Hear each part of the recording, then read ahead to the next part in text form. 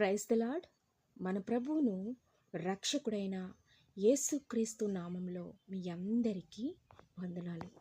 పరిశుద్ధ గ్రంథం నుండి మొదటి యోహాను 2వ అధ్యాయం 17వ వచనంలో మనం చూసినట్లయితే, లోకమును దాని ఆశయు గతించిపోవచ్చున్నవి కానీ దేవుని చిత్తమును జరిగించేవాడు నిరంతరము నిలుచును. దేవుడి పరిశుద్ధ వాక్యం మన వినికిడిలో దీవించి ఆశీర్వదించును గాక. ఆమేన్. మరి దినాన్ని ఈ వాక్యాన్ని మనం చూసినట్లయితే, లోకము గతించిపోవును, దేవుని చిత్తము మాత్రమే నిలిచి ఉంటుంది. మరి చూసినట్లయితే అన్నీ కూడా మరి లోకంలో, ఈ ప్రపంచంలో మరి ఎంతో అందంగా కనిపిస్తుంది కదండి. ఈ ప్రపంచం డబ్బు, పేరు, ప్రతిష్టలు, అందం, ఆస్తులు ఇవన్నీ కూడా శాశ్వతంగా ఉన్నట్లు అనిపిస్తాయి. కానీ దేవుని వాక్యం స్పష్టంగా చెప్తుంది, లోకమును దాని ఆశయు గతించిపోవచ్చున్నవి. ఈరోజు ఉన్నవి రేపు ఉండకపోవచ్చు, కానీ దేవుని చిత్తాన్ని జరిగించే జీవితం మాత్రం నిత్యమైనది, నిత్యము నిలిచి ఉంటుంది.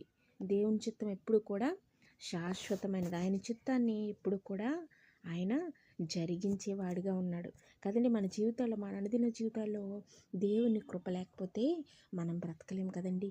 దేవుని యొక్క చిత్తం, దేవునితో బ్రతకడం అంటే మొదటిగా మనం ఇక్కడ చూసినట్లయితే, మరి లోకము శాశ్వతం కాదండి. లోకము శాశ్వతమైనది కాదు.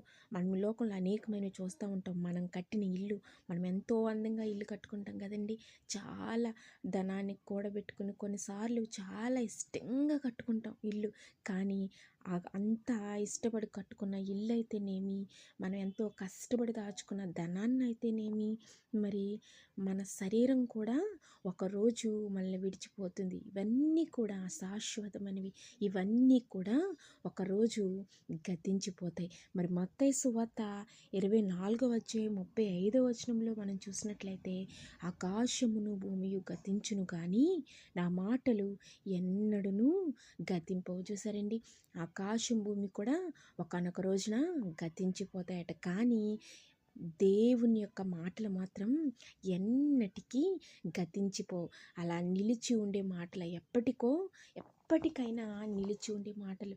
మరి దేవుని వాక్యం ఏం చెప్తుందంటే, దేవుని వాక్యం మాత్రమే శాశ్వతమైనది.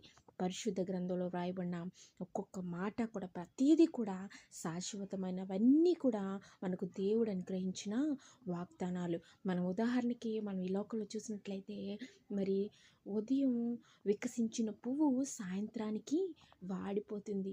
మరి చూడండి, చాలా ఇష్టపడుతూ ఉంటాం కదా, మనం ఫ్లవర్లు పెంచుకుంటూ ఉంటాం. కొన్నిసార్లు రోజ్ ఫ్లవర్స్ అవి పెంచుకున్నప్పుడు ఎంతో చక్కగా వికసిస్తాయి. అవి చూసినప్పుడు చాలా ఇష్టం అవుద్ది కదండి. పువ్వులు చాలామంది ఇష్టపడుతూ ఉంటారు. నాకు కూడా పువ్వులు అలా వికసించి అలా ఉండడం అంటే నాకు చాలా ఇష్టం. కానీ పెట్టుకోవడం ఇష్టం ఉండదు కానివ్వండి, చూడడం ఇష్టం. అంటే కొంతమందికి అలా ఇష్టపడుతూ ఉంటారు. అదే రీతిగా మరి ఆ పువ్వులు వికసించినప్పుడు చాలా మనసుకి ఇష్టంగా ఉంటుంది. అదే రీతిగా మళ్ళీ సాయంత్రం అయ్యేసరికి, ఇంకా దాని టైం అయిపోయేసరికి అది వాడిపోతుంది. అదే రీతిగా మరి లోక మహిమ కూడా తాత్కాలికమే, అది అశాశ్వతమైనది. మనం ఈరోజు ఎలా అయితే ఒక ఫ్లవర్ చూసి ఇష్టపడతామో, అది వెంటనే మరి తన సమయం అయ్యేసరికి ఎటు రీతిగా వాడిపోతుంది. అదే రీతిగా ఈ లోకం ఇప్పుడు నీకు అందంగా కనిపించవచ్చు, చాలా చక్కగా నీకు కనువిందుగా కనిపించవచ్చు, కానీ నిన్ను ఆకర్షించవచ్చు, కానీ ఒకానొక రోజు ఆ లోకము, దాని యొక్క ఆశలు కూడా గతించిపోతాయి. కేవలం తాత్కాలికం మాత్రమే. శాశ్వతమైనది మరి మన దేవుడు ఒక్కడే శాశ్వతమైన వాడు. ఆయన మాత్రం మనకు శాశ్వతమైన నిత్య జీవాన్ని అనుగ్రహించేవాడు. మరి రెండవదిగా మనం చూసినట్లయితే, లోక ఆశలు మనిషిని దేవుని నుండి దూరం చేస్తాయి కదండి. డబ్బు, గర్వం, పాపపు కోరికలు మన హృదయాన్ని దేవుని నుండి దూరం చేస్తాయి. మరి యాకోబు పత్రికలో 4వ అధ్యాయం 4వ వచనంలో మనం చూసినట్లయితే, అక్కడ ఒక మాట చక్కగా వ్రాయబడింది. ఈ లోక స్నేహం అంట దేవునితో వైరము. ఈ లోక స్నేహం దేవునితో మనకు విరోధాన్ని కలిగిస్తుంది, వైరాన్ని పుట్టిస్తుంది కదండి. అందుకే మన హృదయం ఒకే మాట మనం గుర్తుపెట్టుకోవాలి. మన హృదయం ఈ లోకంపై కాకుండా దేవుని పైన మాత్రమే ఉండాలి. ఆయన పైన మాత్రమే ఆనుకోవాలి. మరి దేవునిపై ఆనుకున్న వాళ్ళు ఎవ్వరూ కూడా మోసపోరండి. ఈ లోకాన్ని నమ్మితే ఒకానొక రోజున మనం మోసపోతామేమో కానీ దేవుని నమ్మిన మనం మాత్రం ఎన్నటికీ మోసపోము, నష్టపోము. మరి ఆయన యొక్క చిత్తాన్ని పొందుకుంటాం. మరి మూడవదిగా మనం చూసినట్లయితే దేవుని చిత్తాన్ని జరిగించేవాడు నిత్యము కూడా నిలిచి ఉంటాడు. ఎవరండి? దేవుని చిత్తాన్ని జరిగించేవాడంట నిత్యము కూడా నిలిచి ఉంటాడు. అది ఎవరైనప్పటికీ దేవుని చిత్తం. మరి దేవుని చిత్తంలో అంత కృప ఉంటుంది. మరి మొదటిగా మనం చూసినట్లయితే దేవుని చిత్తం చేయడం అంటే ఏంటనుకుంటారేమో కానీ, మొదటిగా దేవుని చిత్తం అంటే దేవుని యొక్క వాక్యానికి విధేయత చూపటమే. మరి రెండవది మనం చూసినట్లయితే ప్రేమతో జీవించడం. మూడవదిగా మనం చూసినట్లయితే పరిశుద్ధతతో నడవడం. మరి ప్రార్థనలో మరి తర్వాతగా మరి చూసినట్లయితే ప్రార్థనలో నిలకడగా ఉండడం. చూడండి, మరి విసుకక నిత్యము ప్రార్థించమని పరిశుద్ధ గ్రంథం మనకి సెలవిస్తూ ఉంది. మరి ఒకటిగా మనం చూసినట్లయితే సువార్తను ప్రేమించడం, దేవుని యొక్క వాక్యాన్ని ప్రేమించాలి, ఆ వాక్యానికి లోబడాలి. మరి చూడండి, పరిశుద్ధ గ్రంథం సెలవిస్తుంది. మరి రోమపత్రికలో మనం చూసినట్లయితే 8వ అధ్యాయంలో దేవుని ప్రేమించే వారికంట వారి జీవితంలో సమస్తము సమకూడి జరిగిపోతాయి. మరి ఇలాంటి వారిని దేవుడు నిత్య జీవానికి పాత్రులుగా చేస్తాడు.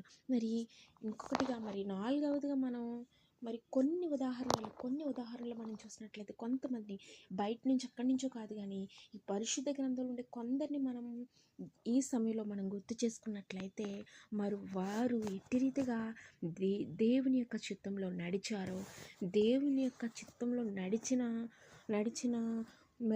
నడిచినందువల్ల ఎట్టి బహుమానాలు పొందుకున్నాము. మరి వారిని బట్టి మనం తెలుసుకోవచ్చు. మరి పరిశుద్ధ గ్రంథంలో నోవాహు గారి గురించి మనం చూసినట్లయితే మరి ఆ వాక్యాన్ని మనం చదివినట్లయితే ఆయన గురించి ఆదికాండంలో మనం చూసినట్లయితే నోవాహు మరి భయంకరమైనటువంటి పాపంతో నిండి ఉంది లోకం కదండి. మరి లోకం అంతా పాపంలో మరి జీవించింది. కానీ నోవాహు దేవుని చిత్తాన్ని చేశాడు కదండి. దేవుని చిత్తాన్ని కలిగి జీవించాడు. ఒకానొక సమయం వచ్చింది, లోకం అంతా నశించిపోయే పరిస్థితి కలిగింది. దేవుడు చెప్పాడు మరి ఓడకట్టు. మరి ఆ మాట మరి దేవుడు చెప్పినప్పుడు నిజంగా లోకం నశించిపోద్ది. ఇప్పుడు ఎంతో సౌఖ్యంగా ఉంది, ఎంతో సురక్షితంగా ఉంది, ఎంతో క్షేమంగా ఉంది, ఎంతో అందంగా ఉంది కదా, మరి ఎందుకు నశించిపోతా అనుకోలేదు. కానీ దేవుని యొక్క మాటను నమ్మడమే కాకుండా ఆయనకు లోబడ్డమే కాక మరి ఆయన చెప్పిన ప్రతీది వన్ బై వన్ ప్రతీది కూడా చేయడం ప్రారంభించాడు. ఎప్పుడైతే ఆయనకు లోబడి ఆయన మాట విన్నాడో, మరి ఆయన చిత్త ప్రకారం నడవడానికి ఇష్టపడ్డాడో, ఆయన చిత్తం చేయడానికి ఎప్పుడైతే ముందుకు వెళ్ళాడో, ప్రజలతో మాట్లాడాడు. మరి లోకం నశించిపోతుంది, జలప్రళయం వస్తుందంట, ప్రజలారా జాగ్రత్తగా ఉండే, మరి దేవుడు మన కొరకు వాడని సిద్ధపరచడం అని చెప్పినప్పుడు ఒక పిచ్చి వాడిని చూశారు కదండి నోవాహుని. అందరూ కూడా మరి నవ్వారు, ఎగతాళి చేస్తుంటారు. మనకి తెలియదు కానీ, మనం చూస్తుంటలేదు కానీ నోవాహుని చాలా ఎగతాళి చేస్తుంటారు, మరి చాలా నవ్వుకుని ఉంటారు, చాలా హేళన చేస్తుంటారు. కానీ మరి నోవాహు ఎంత మాత్రం నేను హేళన చేయబడ్డాను, నేను అపహాసం చేయబడ్డాను అనుకోలేదు. కానీ దేవునిపై అపారమైన విశ్వాసాన్ని కలిగి ఉన్నాడు. దేవుని చిత్తానికి మాత్రమే ఎదురు చూశాడండి. వారి మాటలు పట్టించుకోలేదు, ఏవి కూడా తన హృదయంలోకి తీసుకోలేదు. కానీ దేవుని యొక్క మాటను తన హృదయంలోకి తీసుకున్నాడు. దేవుని యొక్క చిత్తాన్ని మాత్రం చేయాలని ఆశపడ్డమే కాకుండా చేయడానికి సిద్ధపడడమే కాకుండా ఆ చిత్తాన్ని చేశాడు కదండి. అందును బట్టి తనను తాను రక్షించుకోవడమే కాకుండా తన కుటుంబాన్ని అంతటినీ కూడా భయంకరమైన నాశనం నుండి, భయంకరమైన ప్రమాదం నుండి, భయంకరమైనటువంటి మరి దేవుని ఉగ్రత నుండి రక్షించుకున్నాడు కదండి. మరి ఈ నోవాహుకున్న మరి ఈ ఈ యొక్క దేవుని ఎట్లా భయభక్తులు, ఆయన చిత్తాన్ని చేయాలనే ఆశ మనం కూడా కలిగి ఉన్నట్లయితే మన కుటుంబాలని రక్షించుకుంటాం. మనల్ని మనం రక్షించుకోవడమే కాకుండా మన కుటుంబాలను రక్షించడం, మన తోటి వారిని రక్షించగలం, అనేక మందిని కూడా రక్షించగలం. మరి రెండవదిగా మనం చూసినట్లయితే లోతుని ఈ సమయంలో మనం జ్ఞాపకం చేసుకున్నట్లయితే దేవుడు లోతు కుటుంబాన్ని కూడా రక్షించాలని చెప్పి ఎంతో ప్రయత్నిస్తాడు కదండి. మరి అన్ని జాగ్రత్తలు చెప్తాడు, అలా ఉండాలి, మీరు ఎలా ఉండాలని చెప్తాడు. కానీ లోతు మరి తన కుటుంబాన్ని తీసుకుని ముందుకు వెళ్తున్నప్పుడు మరి లోతు కుమార్తెలు చక్కగా దేవుని చిత్తానికి లోబడతాడు, ముందుకు వెళ్ళినప్పుడు మరి లోతు భార్య మాత్రం దేవుని చిత్తాన్ని తిరస్కరిస్తుంది కదండి. ఏదైతే దేవుడు చెప్పాడో చూడొద్దని తను ఎప్పుడైతే వెనుతిరిగి చూస్తుందో వెనక్కి, మరి దాని ఫలితంగా ఏమవుతుందండి, భయంకరమైన ఉగ్రత ఆమె మీదకి వస్తుంది. ఆమె ఉప్పు స్తంభం అయిపోయింది కదండి. ఇది లోకంపై మనసు పెట్టిన జీవితానికి ఒక భయంకరమైన హెచ్చరిక. మరి ఎలా మనమే నిర్ణయించుకోవాలి. ప్రతిదీ కూడా దేవుడు మన ముందే పెట్టాడు. మరి లోకమా దేవుడా, ఈ రెండిట్లో ఏది ఎంచుకుంటావో ఎంపిక నీకే వదిలేశాడు కదండి ఆయన. మరి ఇదే చేయాలని ఆయన మరి నీకు రూల్ అయితే, కండిషన్ అయితే పెట్టలేదు. కానీ ఎందుకంటే నీకు ఒక జ్ఞానం ఉంది. దేవుడు నీకు ఒక జ్ఞానాన్ని ఇచ్చాడు, ఒక ఆలోచన ఇచ్చాడు, ఒక మరి ఎలా ఉండాలో ఎలా ఉండకూడదో ఒక మాదిరిని కూడా ఆయన నీ ముందు నిలవబెట్టాడు. మరి ఏదైతే శ్రేష్టమైనదో, ఏది శ్రేష్టము కానిదో, ఏది నీకు క్షేమమో, ఏది నీకు మరి ప్రమాదము, ప్రతిదీ కూడా దేవుడిని ముందు పెట్టాడు. మరి ఈ రెండిట్లో ఏది ఎన్నుకుంటామో, ఏది మరి మన జీవితంలో మనం ఇష్టపడతామో మనమే నిర్ణయించుకోవాలి. మరి లోకము గతించిపోవు, దేవుని చిత్తం మాత్రమే నిలిచి ఉంటుంది. ఈ మాటలు మీరు జ్ఞాపకం చేసుకొని మరి దేవుని యొక్క చిత్తానికి మాత్రమే లోబడినప్పుడు గొప్ప ఆశీర్వాదాలు పొందుకుంటాం. ఈరోజు మనల్ని మనం ఒక ప్రశ్న వేసుకోవాలి. మరి లోకము మరి నా హృదయం లోకం పైన ఉందా, లేక దేవుని పైన ఉందా? లోకము, దాని ఆశలు, దాని మహిమ, అవన్నీ కూడా ఎంత అందంగా ఉన్నా, ఎంత సంతోషాన్ని ఇచ్చినా, ఎంత నీ మనసుకు తృప్తినిచ్చినా, ఏమైనప్పటికీ అవన్నీ కూడా ఒకానొక రోజు గతించిపోతాయి. కానీ దేవుని చిత్తాన్ని జరిగించే జీవితం ఎన్నటికీ కూడా నిలిచి ఉంటుంది.